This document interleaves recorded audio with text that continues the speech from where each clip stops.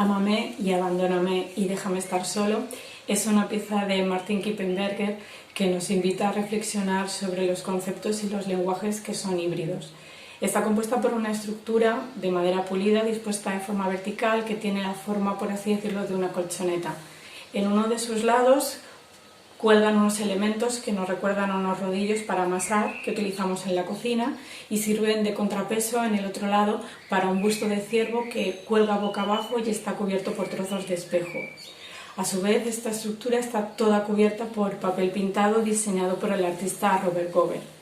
Decimos que invita a reflexionar sobre estos lenguajes híbridos porque esta pieza es en sí misma una escultura y una pintura, pero también nos ayuda a repensar sobre esos conceptos asentados en la historia del arte como es el concepto de autoría. Y nos habla de algo tan simple pero tan potente como es el apropiarse de algo, de poder desmontar los códigos establecidos y que los lenguajes no son estáticos. De manera que ahora somos nosotros los responsables de activar con nuestra mirada y nuestra presencia otras posibilidades de lectura para las piezas, dependiendo del contexto social.